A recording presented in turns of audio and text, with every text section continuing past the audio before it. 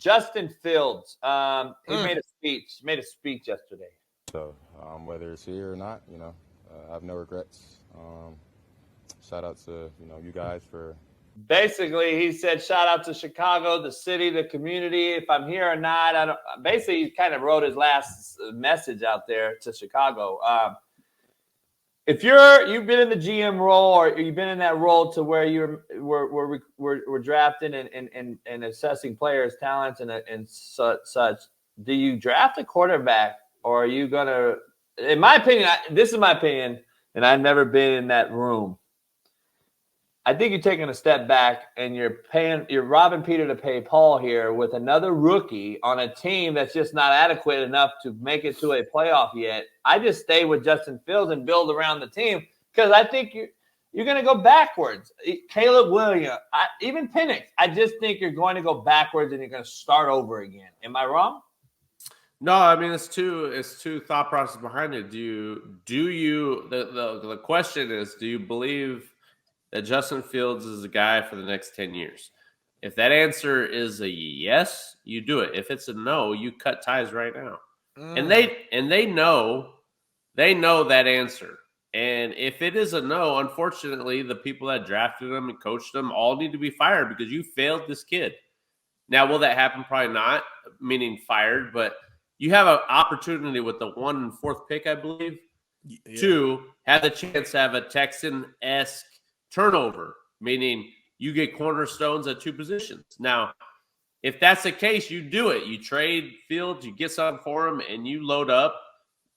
I'm not drafting the same type of kid, though, that I just had.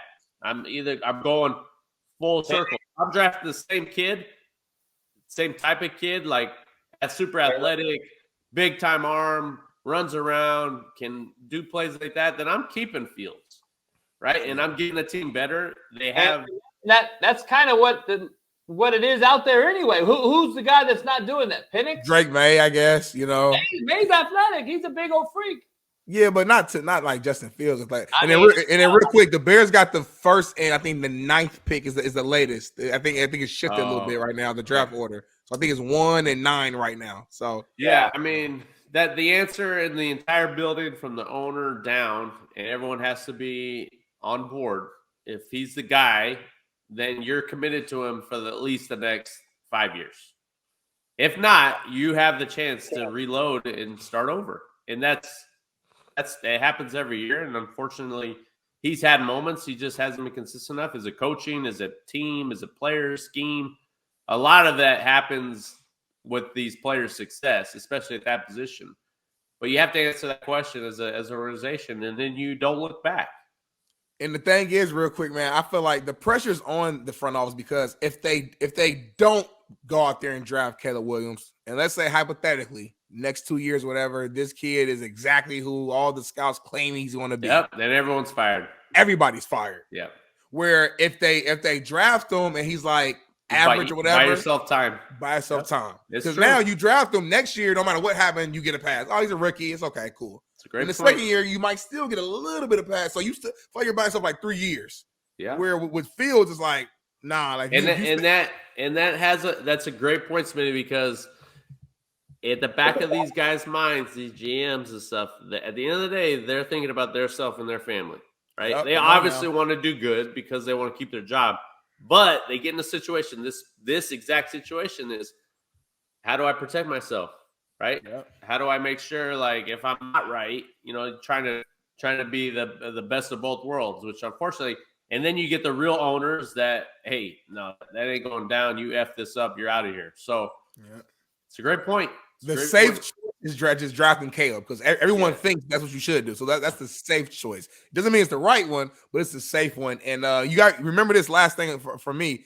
They already skipped out on Patrick Mahomes. Remember they drafted Mitch Trubisky, and everyone said they had a chance to get Mahomes. So now it's like they're saying this is the second coming of Patrick Mahomes, allegedly. So if you pass him on him now, and you look back at the Bears franchise, who's almost never had just a great, amazing quarterback. I mean, they had a few good ones over the years, but not just a guy where you're like, man, like that was the guy. If you pass him on this guy and he ends up being like who they think he is, man.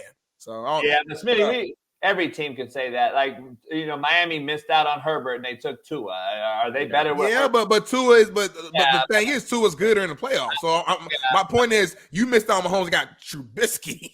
Yeah, That's a big difference. You missed out on Peyton Manning and got Ryan Leaf. I mean, that's big. I bet they got I don't have to look back. I'm sure they got fired. Before hell yeah, I would say this.